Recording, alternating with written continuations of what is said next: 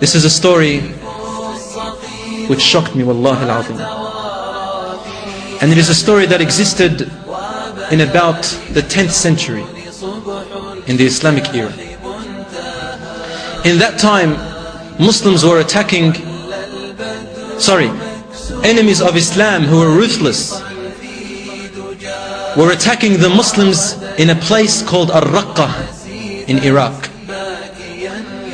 And they had invaded the homes and raped the women and stole their children and killed the old men. This is in history. Because they said, our Lord is Allah. After doing so, there was a man at that time who existed. He was a great scholar and a great leader in battles. His only cause and motive was to defend the Muslims wherever they may be, wherever they were killed or oppressed. His name was Abu Qudama. This man Abu Qudama was once, and he was very courageous, he was once sitting in the masjid when a group of people came up to him and they said to him, Ya Abu Qudama, we have free time right now. Can you tell us of an amazing story that happened during your time? We want to hear the most unusual and surprising story ever to be heard.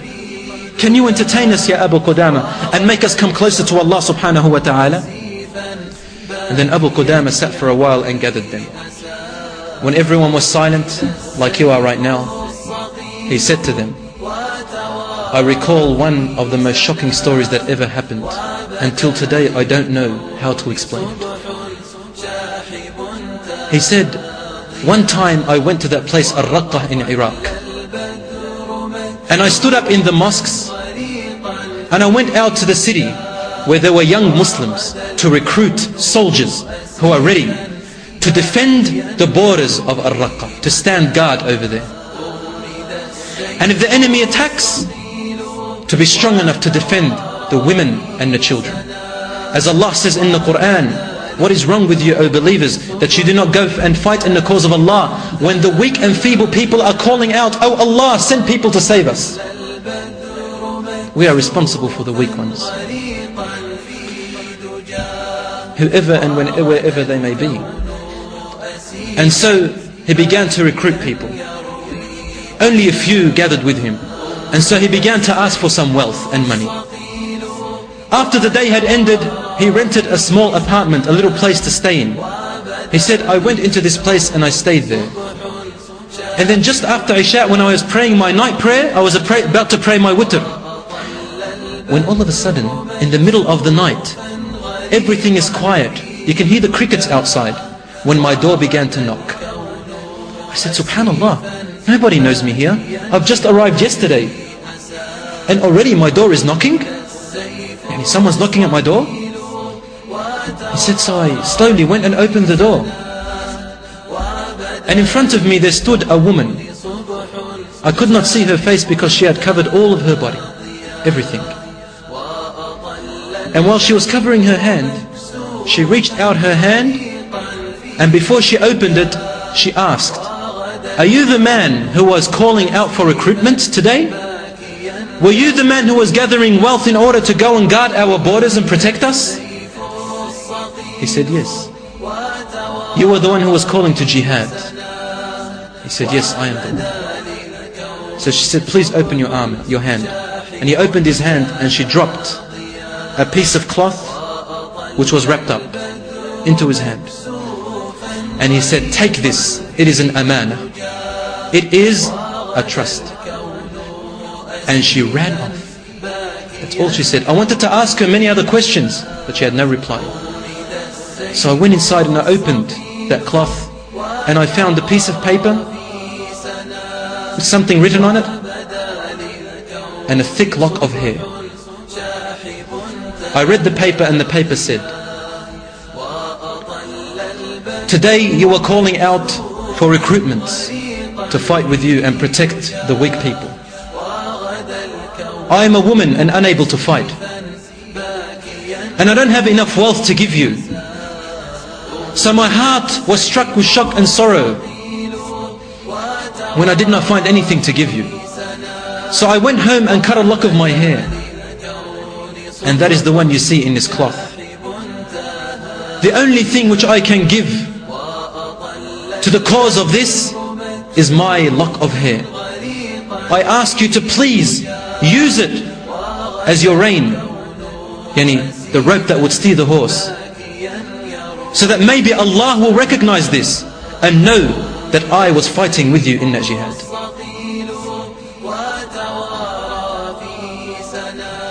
Even though taking a lock of the hair of a mu'min woman, giving it to a man, is not allowed in Islam, but her jihad spirit reached that stage, she couldn't stop herself. She said, and tomorrow someone will come to you. He is a recruitment. See if he is worthy. And that is it. He said, Subhanallah, what kind of a woman is this? He said, so I took the lock of hair and I did put it onto my reins. And the next morning I gathered the troops and we went out into the battlefield. When we reached the battlefield,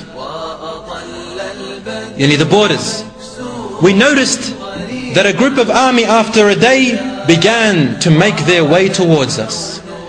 And so I got the army ready and I told them to stand guard.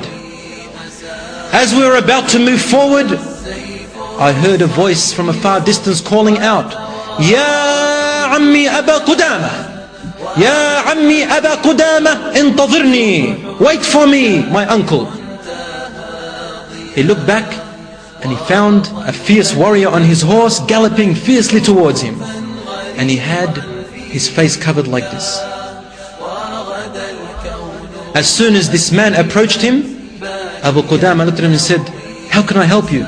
He said, wait for me. Alhamdulillah, Alhamdulillah, who has written for me to meet you and unite with you. He said, calm down and take a bit of breath.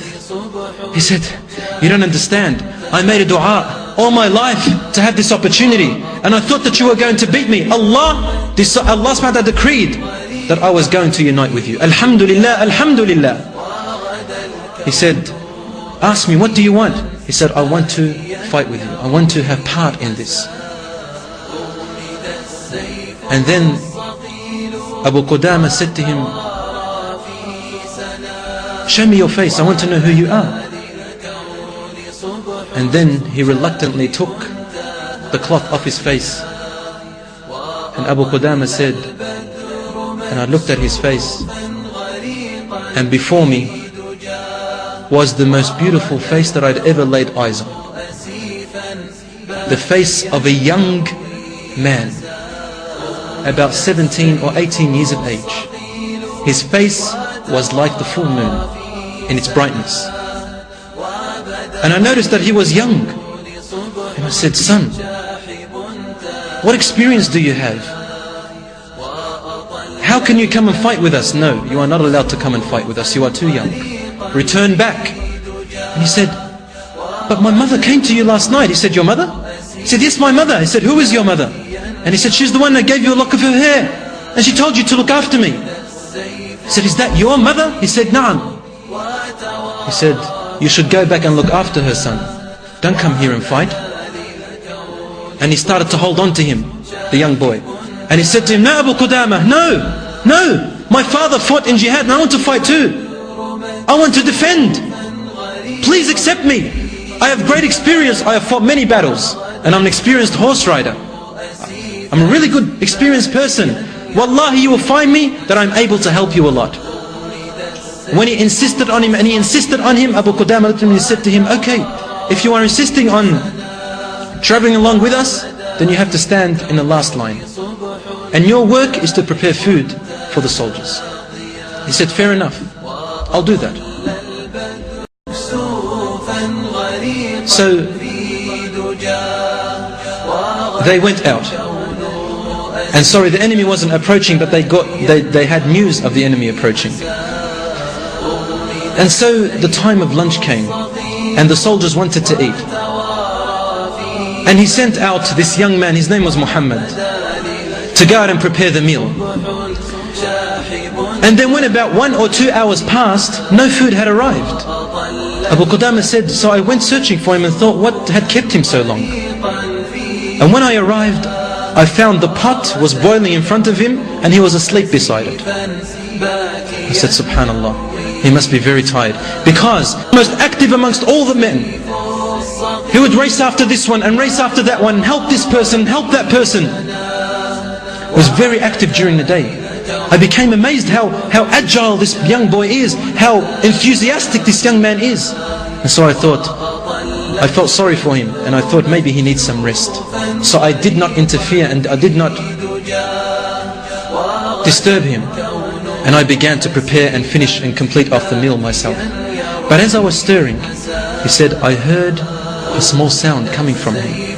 So I looked immediately at him, and all of a sudden I see his face begin to smile. He's asleep. After a few moments, the smile grew. A few moments later, his teeth began to show. And then even a few moments later, he began to laugh in laughter and giggle. As he was laughing, his laughter began to intensify until finally he awoke. Suddenly. And he saw me in front of him with open eyes. And his smile immediately faded away. As though he was shocked that I was there in front of him and he did not want me to be there. As though he had a secret. And then I said, and then he got up immediately and he said, Ya Ammi, I'm sorry, I didn't know that I had gone to sleep. Please, you don't have to prepare the food. Please let me. Abu Qudama said, no, you sit down. Wallahi, I will not let you do anything until you tell me, why were you laughing? I said, I was laughing? He said, yes, you were laughing. Your laughter could reach a few meters away. Stammi Abu Qudama, since you saw me laughing and you won't let me go, I will tell you what I was dreaming about. But you have to keep it a secret between you and I. For if I tell you, maybe Allah will not accept my reward of coming here.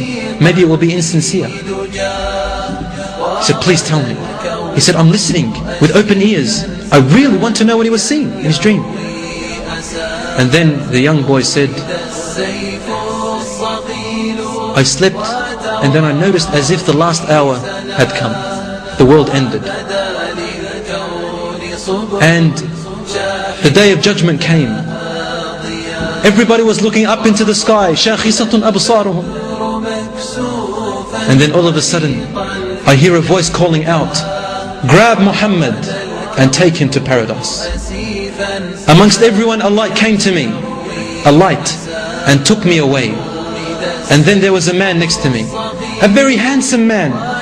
His light emanated from his face till it reached the far corners of what I could see. And he took me into Jannah. And I asked him, who are you? And he said, I am one of your servants which Allah has made for you in Jannah, in your palace. And he said, where are you taking me? This is when he began to smile. He said, I am taking you to your wealth and to your family and to your belongings and possessions in your palace in Jannah. And so his smile grew more. And then when he reached the great gates and the great doors of his large possession, he said, I cannot enter here, for you have women inside and I am not allowed to set eyes upon them. His smile grew more. And so he entered. He said, and then I found many beautiful women. Their light was so great that I thought if they were to show themselves on earth, they would light the whole earth. And they grabbed my arm and took me away. And I thought, are you my wives? And they said, no, we are just your servants. But you have your princess waiting inside al-Khidr, inside the tent, reclining on her silk sheets, waiting for you. And so I entered, and all of a sudden I see a woman which almost made my heart escape, made my soul escape from my body. And I said to her, who are you? And a smile grew when his teeth began to show. And she said, I am the one whom Allah promised you. I am your wife in Jannah. I am the one who Allah gift wrapped it for you. وَمَا تَدْرِي مَا أُخْفِيَ لَهُمْ مِنْ قُرَّةِ أَعْيُنٍ. And no mu'min knows what Allah has gift wrapped it for them in Jannah. Even for the women. And then he said, he came to extend his arm and touch her, and then she grabbed his arm and returned it back gently. And she said to him, no, Ya Muhammad, not now. I ask Allah to save you from any bad acts. I am not yours yet. And it is because you have saved yourself from haram acts with other women, Allah gave me to you. So keep yourself pure, Ya Muhammad. وَمَوْعِدُنَا غَدًا عِنْدَ الْفُطُورِ. Our meeting is tomorrow, and we shall break our fast together. Because Muhammad used to fast every day, one day on and one day off. And then he said, when she was speaking to me, I began to laugh, and I really wanted to approach her, and she would say, no, Ya Muhammad, not now. No, Ya Muhammad, not now. And I began to laugh and laugh until I woke up. That is my story, Ya Ammi Abu Qudama. Please keep it a secret between you and me, otherwise my rewards will be gone. He said, it's my secret. He said, Abu Qudama, I kept my eyes watching this young boy.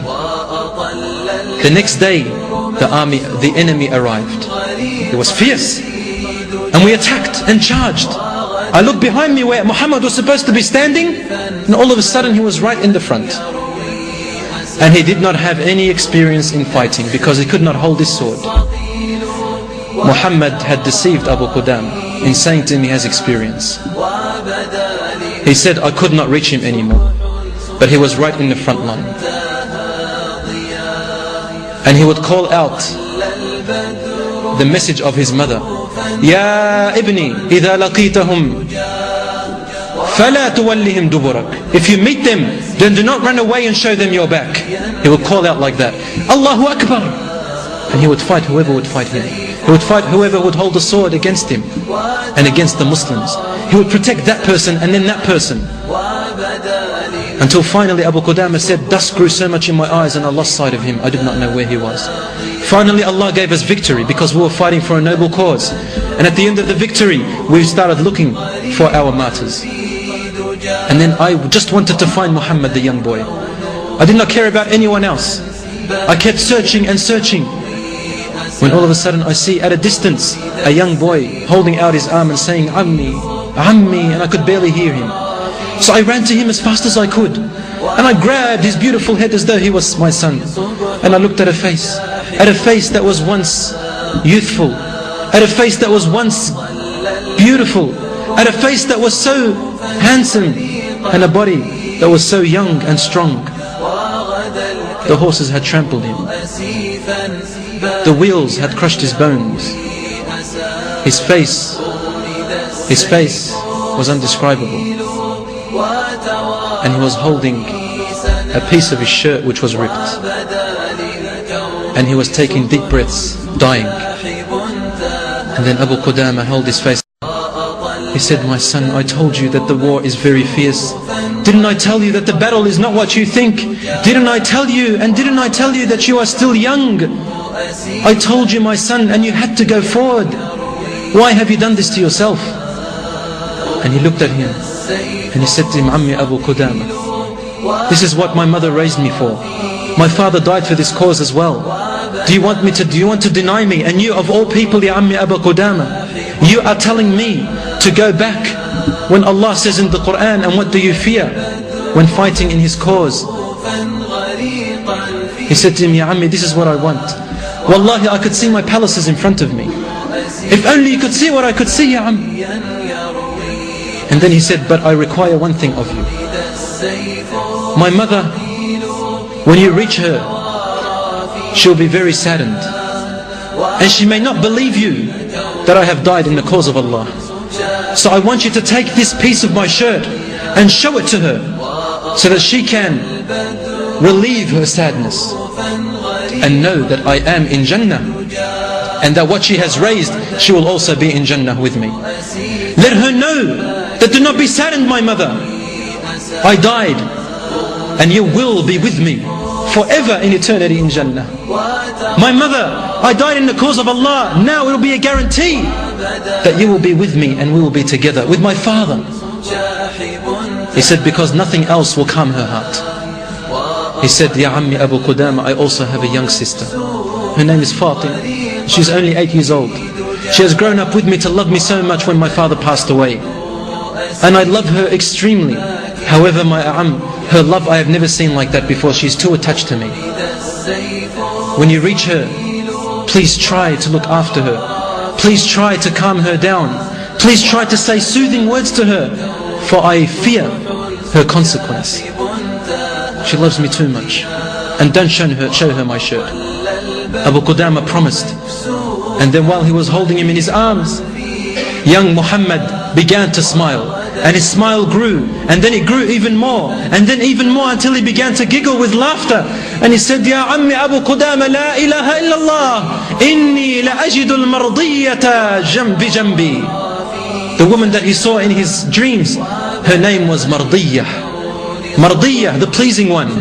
He said, Ya Ammi Abu Qudama, look at her, she has just come down from the sky and she is lying beside me holding my hand. She's waiting for me, Ya Am. Allah sadaqani wa'dah. He gave me what He has promised. I am going to Jannah with Mardiyah. She will keep me company, Ya Ammi Abu Qudama. Our secret between you and I. And then he died while he was biting onto his lip like this and saying to Abu Qudama, Ya Ammi, remember our secret. And he died and went to Allah subhanahu wa ta'ala, a noble death. And then Abu Qudama went back to his land, into the village in Raqqa. And all the women went out to meet the mujahideen. And then came the mother of Muhammad, searching for him. And then she came up to Abu Qudama and she said to him, my son, where is my son? Abu Qudama looked at her and said, he passed away. And he says, he fought in the front line without returning back, and he did what you had advised him and what you trained him to do. He said, I do not believe you. I don't believe you. Just as her son said. And then he said, but he told me to give you this shirt. And she looked at his shirt, and she looked at it and examined it. And she knew that it was the blood and the stains of her young son Muhammad. And then she cried and put her arms up to Allah. And she said, Alhamdulillah, the one who has saved my son. I will now definitely be guaranteed that I will be reunited with him and my husband. But before that, Abu Qudama saw something. A young girl racing towards every man, fluttering like a butterfly, touching this man and looking at him, then touching another man and looking at him, then turning another man around and examining his face like a young child does. And Abu Qudama knew that this was Fatima looking for her brother. And so I went up to Fatima and I grabbed her and I hugged her and kissed her, and I said to her, what are you looking for? And Fatima said, my brother Muhammad. Where's Muhammad? Where's Muhammad? Do you know where Muhammad is? Do you know where Muhammad is, my brother? I love him, I want to see him. And he promised me that he will return. Because Muhammad said to Abu Qudama, he said to him before he died, I promised my sister that I'm going to return, otherwise she would have never left me. But I'm not going to return. Said he promised him that he's going to come back. Where is he? Abu Qudama started to cry. And he said to him, Fatima, your brother says Assalamu alaikum to you. And he says that soon you're going to meet him in Jannah, inshaAllah. She said, Jannah? Did he die?